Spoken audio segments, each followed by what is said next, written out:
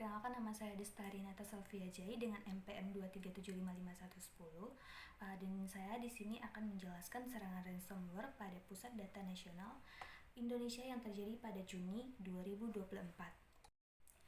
Pada Juni 2024 itu, Pusat Data Nasional Indonesia mengalami serangan ransomware yang melumpuhkan layanan publik, terutama mengganggu pelayanan imigrasi di Bandar Internasional Soekarno-Hatta hingga menyebabkan antrean panjang dan keterlambatan penerbangan.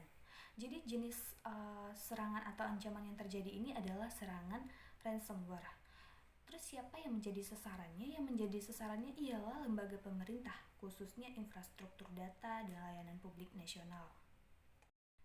Untuk metode serangan yang dilakukan, ini adalah intrusi sistem diikuti dengan enkripsi data untuk menuntut tebusan agar akses data bisa dipulihkan. Jadi artinya di sini si penjahat siber ini dia membobol sistem, mengunci data penting dengan enkripsi, dan kemudian dia memeras korban dengan menuntut pembayaran atau tebusan sebagai imbalan untuk mendapatkan kembali kunci yang dapat membuka data tersebut.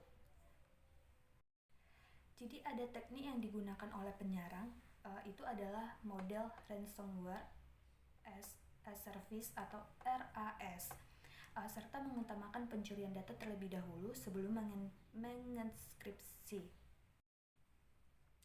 Jadi untuk ransomware as a service atau RAS ini dikenal adalah model bisnis berbasis langganan di mana pengembangan inti membuat malware, ransomware, dan infrastruktur pembayaran, lalu dia menyewakan atau menjualnya kepada pihak lain yang disebut afiliasi. Dan di sini kan ada pencurian data terlebih dahulu. Pencurian data terlebih dahulu sebelum enkripsi ini dikenal juga sebagai pemerasan ganda atau double extortion. Ini adalah taktik di mana penyerangan menciptakan dua sumber tekanan agar si korban ini dia membayar tembusan gitu. Jadi sebelum adanya serangan itu pasti ada tanda-tanda. Terus tanda-tanda dari pencurian tersebut itu ada aktivitas yang tidak bisa berupa akses tidak sah, traf anomali, atau percobaan phishing dan infiltrasi yang bisa menjadi indikator awal serangan ransomware ini. Terus ada dampak yang timbul oleh serangan tersebut. Dampaknya itu adalah gangguan signifikan pada layanan imigrasi, peningkatan antrean dan keterlambatan, kehilangan data atau akses data penting, potensi kerugian finansial, dan reputasi bagi pemerintah. Untuk dampak terhadap organisasi atau individu, misal kehilangan data atau kerugian. Jadi di sini ada pencegahan dan perlindungan ke depan. Apa yang dapat dipelajari dari kasus ini? Pentingnya memiliki strategi cadangan data atau backup yang kuat dan aman. Karena tanpa backup yang memadai, data kritis sangat rentan dienkripsi dan hilang oleh ransomware, sehingga berdampak besar pada layanan publik dan organisasi. Perlunya deteksi ini aktivitas mencurigakan, seperti akses tidak sah, penonaktifan sistem keamanan, misal Windows Defender, dan aktivitas anomali sistem yang merupakan indikator awal serangan ransom lockbit ini.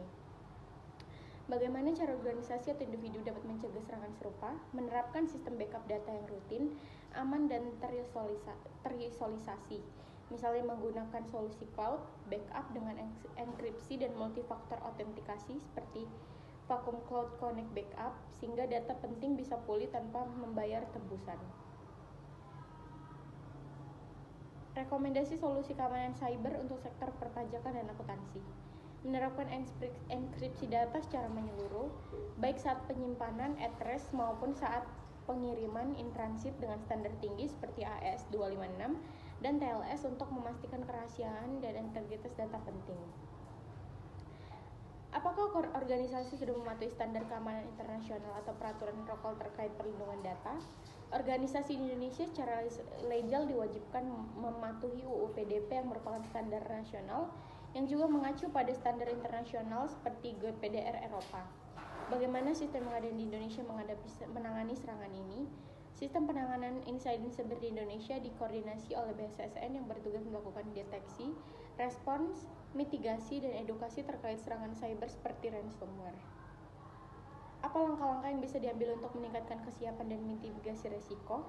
Melakukan audit dan penilaian risiko berkala untuk mengidentifikasi dan celah keamanan data yang ada, dan memperkuat pelatihan dan kesadaran keamanan siber khusus untuk staf yang berhubungan dengan data sensitif perpajakan dan keuangan.